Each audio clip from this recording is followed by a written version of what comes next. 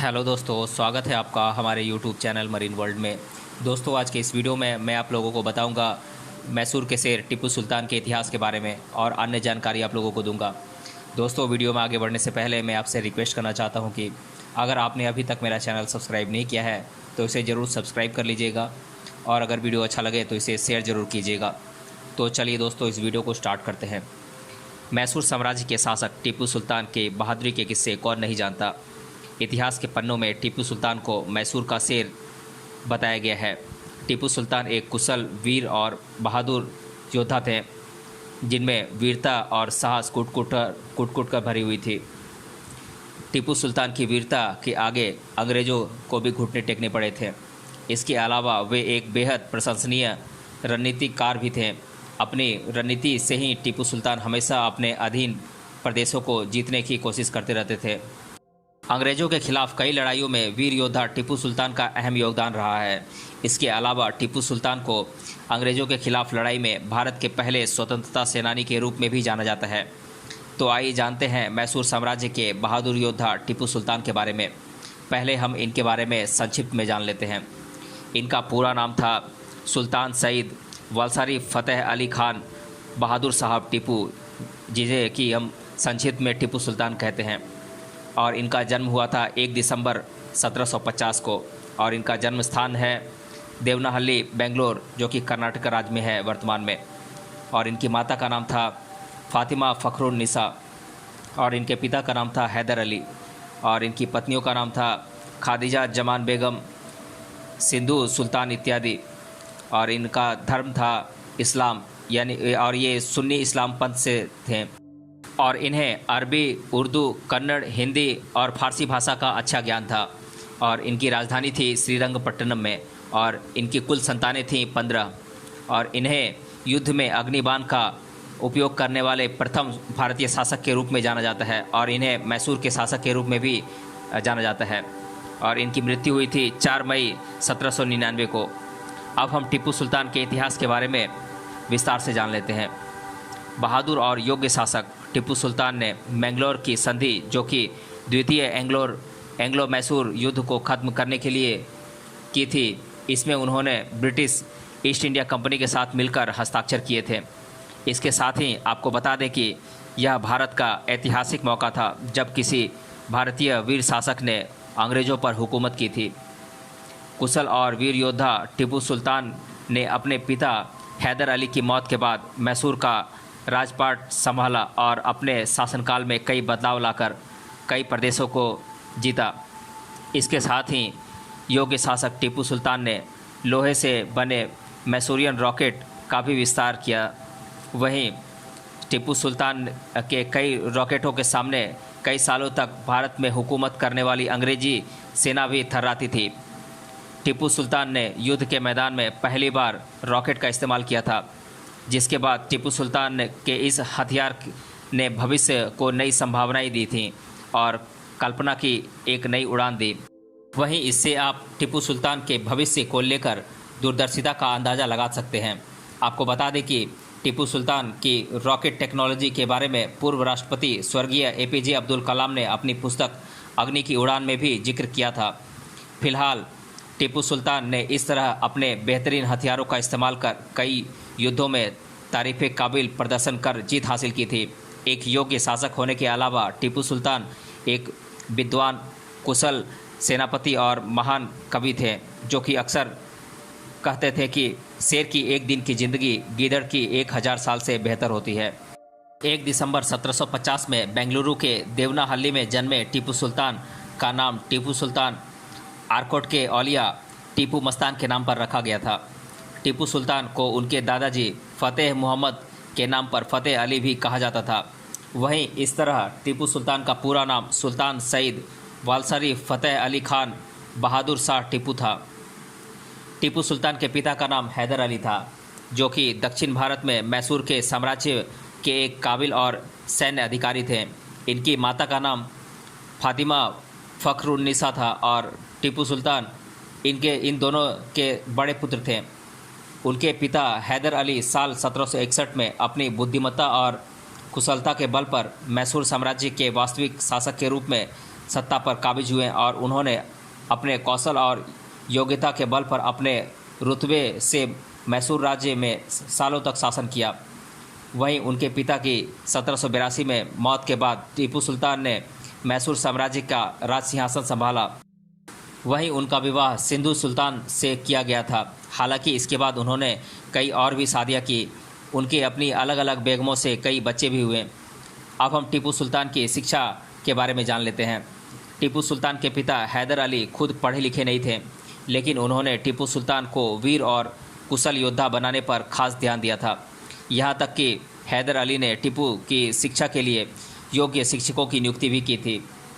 दरअसल हैदर अली के फ्रांसीसी अधिकारियों के साथ राजनीतिक संबंध थे, इसीलिए उन्होंने अपने बेटे को सेना में कुशल फ्रांसीसी अधिकारियों के द्वारा राजनीतिक मामलों में प्रशिक्षित किया था। टीपू सुल्तान को हिंदी, उर्दू, पारसी, अरबी, कन्नड़ भाषाओं के साथ साथ कुरान, इस्लामी न्यायशास्त्र, घुड़सवारी, निशानेबाजी और तलवारबाजी की भी शिक्षा दी गई थी। आपको बता दें कि टीपू सुल्तान को बचपन से ही शिक्षाविदों में बहुत अधिक रुचि थी। टीपू सुल्तान अच्छी तरह से शिक्षित होने के साथ ही एक कुशल सैनिक भी थे। टीपू सुल्तान एक धार्मिक प्रवृत्ति के व्यक्ति थे और वह सभी धर्मों को मान्यता देते थे। कुछ सिद्धांतों के द्वारा उन्होंने हिंदुओं और ईसाइयों के धार्मिक उत्पीड़न का विरोध भी किया था। अब हम टीपू सुल्तान के प्रारंभिक जीवन के बारे में जान लेते हैं। महज 15 साल की उम्र में ही टीपू सुल्तान युद्ध कला में निपुण हो गए थे और उन्होंने अपने पिता हैदर अली के साथ कई सैन्य अभियानों में भाग लिया था। 1766 में उन्होंने ब्रिटिश के खिलाफ हुई मैसूर की पहली लड़ाई में अपने पिता के साथ संघर्ष किया था और अपनी कौशल क्षमता और बहादुरी से अंग्रेज़ों को खदेड़ने में कामयाब भी हुए थे। वहीं इस दौरान उनके पिता हैदर अली पूरे भारत में सबसे शक्तिशाली शासक बनने के लिए मशहूर हो गए थे। अपने पिता हैदर अली के बाद शासक बनने के बाद टीपू सुल्तान ने उनकी नीतियों को जारी रखा और अंग्रेज़ों को अपनी कुशल प्रतिभा से कई बार पटकनी दी। इसके अलावा निजामों को भी कई मौक़ों पर धूल चटाई। टीपू सुल्तान ने अपने पिता के मैसूर साम्राज्य को ब्रिटिश ईस्ट इंडिया कंपनी के हाथों में पड़ने से बचाने के लिए वीरता के साथ प्रदर्शन किया और सूझबूझ से रणनीतियाँ बनाई। वे हमेशा अपने देश की रक्षा के लिए प्रतिबद्ध रहते थे। इसके साथ ही वे अपने अभिमानी और आक्रामक स्वभाव के लिए भी जाने जाते थे। अब हम टीपू सुल्तान की पत्नियां और उनकी संतानों के बारे में जान लेते हैं। वैसे तो टीपू सुल्तान ने बहुत सी शादियां की थी, जिनमें से इनके प्रमुख पत्नियों के नाम खादिजा जमान बेगम, सिंधु सुल्तान इत्यादि की जानकारी ऐतिहासिक स्रोतों से प्राप्त होती है। इनके कुल 15 पुत्रों की जानकारी मौजूद है, जिनके नाम मैं आप लोगों को एक एक कर बता देता हूँ। इनके 15 पुत्र थे मोहम्मद निज़ामुद्दीन खान सुल्तान, गुलाम अहमद खान सुल्तान, शहजादा हैदर अली, गुलाम मोहम्मद सुल्तान साहिब, मिराजुद्दीन अली खान सुल्तान, अब्दुल खलीक खान सुल्तान, सरवर उद्दीन खान सुल्तान, अहमद सकरुल्लाह खान सुल्तान, मुनीरुद्दीन खान सुल्तान, मुहीउद्दीन खान सुल्तान, अहमद सुबान खान सुल्तान, मोहम्मद यासीन खान सुल्तान, मुइज़ुद्दीन खान सुल्तान, हसमत खान सुल्तान, मोहम्मद जमालुद्दीन खान सुल्तान। तो ये तो थे टीपू सुल्तान के 15 पुत्र। अब हम टीपू सुल्तान के जीवन काल के प्रमुख युद्धों के बारे में जान लेते हैं। मैसूर शासन और ईस्ट इंडिया कंपनी के बीच हुए प्रमुख युद्धों को मैं एक एक कर आप लोगों को बता देता हूँ। तो प्रथम एंग्लो मैसूर युद्ध हुआ था 1766 में, द्वितीय एंग्लो मैसूर युद्ध हुआ था 1780 में और तृतीय एंग्लो मैसूर युद्ध हुआ था 1790 में और चतुर्थ एंग्लो मैसूर युद्ध हुआ था 1798 में।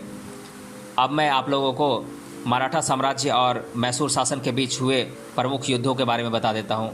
तो ये युद्ध थे नारगुन का युद्ध 1785, अदोनी का युद्ध 1786, सावनूर का युद्ध 1786, बादामी का युद्ध 1786, बहादुर बेंदा का युद्ध 1787, गजेंद्रगढ़ का युद्ध 1786। अब हम टीपू सुल्तान के शासनकाल के बारे में जान लेते हैं। टीपू सुल्तान बहादुर होने के साथ साथ दिमागी सूझबूझ से रणनीति बनाने में बेहद माहिर थे। उन्होंने अपने शासनकाल में कभी हार नहीं मानी और अंग्रेज़ों को हारने के लिए मजबूर कर दिया। आपको बता दें कि टीपू सुल्तान अपने शासनकाल में सम्मानित व्यक्तित्व वाले एक साधारण नेता के रूप में जाने जाते थे। वहीं टीपू को अपनी प्रजा से बहुत ज़्यादा सम्मान मिला था। टीपू सुल्तान जैकोबियन क्लब के संस्थापक सदस्य थे, जिन्होंने फ्रांसीसियों के प्रति अपनी निष्ठा कायम रखी थी। वह अपने पिता की तरह एक सच्चे देशभक्त थे। इसके अलावा महान योद्धा टीपू सुल्तान ने अपने शासनकाल में अंग्रेज़ों के खिलाफ फ्रांसीसी, अफ़गानिस्तान के अमीर और तुर्की के सुल्तान जैसे कई अंतर्राष्ट्रीय सहयोगों की सहायता कर उनका भरोसा जीता। अब मैं आप लोगों को टीपू सुल्तान के शासनकाल की कुछ महत्वपूर्ण तथ्यों के बारे में आप लोगों को बता देता हूँ। टीपू सुल्तान ने ब्रिटिश की ईस्ट इंडिया कंपनी के विस्तार से होने वाले खतरे का अनुमान पहले ही व्यक्त किया था। टीपू सुल्तान और उनके पिता हैदर अली ने साल 1766 में हुए पहले मैसूर युद्ध में अंग्रेज़ों को हरा दिया था। इसके बाद साल 1779 में अंग्रेज़ों ने फ्रांसीसी बंदरगाह पर कब्जा कर लिया, जो कि टीपू सुल्तान के संरक्षण के तहत था। टीपू सुल्तान के पिता हैदर अली ने साल 1780 में बदला लेने के लिए अंग्रेज़ों के खिलाफ लड़ाई लड़ने का फैसला किया और अपने बेटे टीपू सुल्तान के साथ 1782 के द्वितीय मैसूर युद्ध में अंग्रेज़ों को जोरदार पटखनी दी। वहीं इस दौरान द्वितीय एंग्लो मैसूर युद्ध के रूप में एक अभियान भी चलाया गया, जिसमें उन्होंने सफलता हासिल की। इस युद्ध को खत्म करने के लिए उन्होंने समझदारी से अंग्रेज़ों के साथ मैंगलोर की संधि कर ली थी। इस दौरान हैदर अली कैंसर जैसी घातक बीमारी से पीड़ित हो गए और साल 1782 में उन्होंने अपनी आखिरी सांस ली। आपको बता दें कि अपने पिता की मौत के बाद बड़े पुत्र होने के नाते टीपू सुल्तान को मैसूर साम्राज्य का राज सिंहासन दिया गया। 22 दिसंबर 1782 में टीपू सुल्तान ने अपने पिता हैदर अली की जगह ली और मैसूर साम्राज्य के शासक बन गए।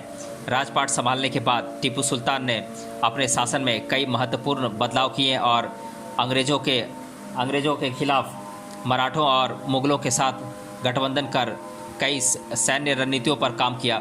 टीपू सुल्तान अपनी योग्यता और कुशल रणनीतियों के लिए अपने शासनकाल के दौरान एक बेहतर और कुशल शासक साबित हुए।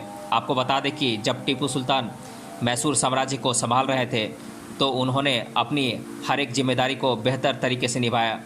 अपने शासनकाल में टीपू सुल्तान ने अपने पिता की अधूरी पड़ी हुई परियोजनाएं जैसे सड़कें, पुल, प्रजा के लिए मकान और बंदरगाह बनवाना जैसे कामों को पूरा किया।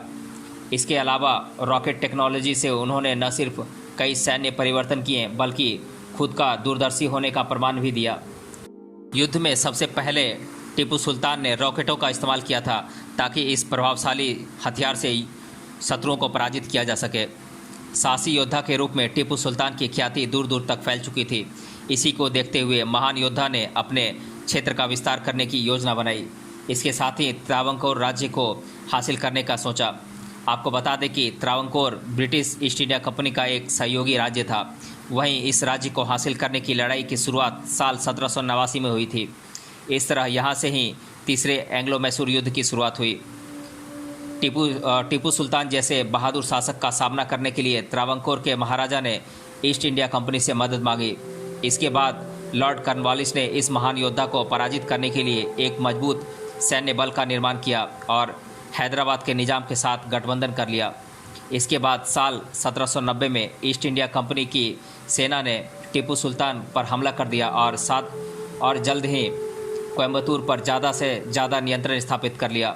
जिसके बाद टीपू सुल्तान ने भी कॉर्नवालिस पर हमला किया, लेकिन दुर्भाग्य की बात यह रही कि वे अपने इस अभियान में सफलता हासिल नहीं कर सके। वहीं यह लड़ाई करीब 2 साल तक जारी रही। साल 1792 में इस लड़ाई को ख़त्म करने के लिए टीपू सुल्तान ने श्रीरंगपट्टनम की संधि पर साइन कर दिए। इस दौरान उन्हें मालाबार और मैंगलोर को मिलाकर अपने प्रदेशों को खोना पड़ा। बहरहाल टीपू सुल्तान बेहद अभिमानी और एक आक्रामक स्वभाव के शासक थे, इसलिए उन्होंने अपने कई प्रदेशों को खोने के बाद भी अंग्रेज़ों के साथ अपनी लड़ाई जारी रखी। साल 1799 में ईस्ट इंडिया कंपनी ने मराठों और निजामों के साथ गठबंधन कर टीपू सुल्तान के मैसूर राज्य पर हमला कर दिया। यह चौथा एंग्लो मैसूर युद्ध था जिसमें ब्रिटिश लोगों ने मैसूर की राजधानी श्रीरंगपट्टनम पर अपना कब्जा कर लिया था। इस तरह महान शासक टीपू सुल्तान ने अपने शासनकाल में 3 बड़ी लड़ाइयाँ लड़ी और अपना नाम वीर योद्धा के रूप में इतिहास के पन्नों में दर्ज करा लिया। दोस्तों, ये वीडियो काफ़ी लंबा होने वाला है। आज के वीडियो में हम इतना ही रहने देते हैं। अगले वीडियो में हम जानेंगे महान शासक टिप्पू सुल्तान कैसे वीर गति को प्राप्त हुए और उनके द्वारा अपने शासनकाल में किए गए विकास के कार्यों के बारे में जानेंगे। टिप्पू सुल्तान के किले के बारे में जानेंगे और भी उनके बारे में विशेष बातें हम जानेंगे अगले वीडियो में। आज के वीडियो में हम इतना ही रहने देते हैं। अगर आपने इस वीडियो को अभी तक पूरा देखा है तो हमें कमेंट बॉक्स में कमेंट करके बताइए कि टिप्पू सुल्तान के पिता का नाम क्या था। मिलते हैं अगले वीडियो में इसके सेकंड पार्ट के साथ। तब तक के लिए धन्यवाद।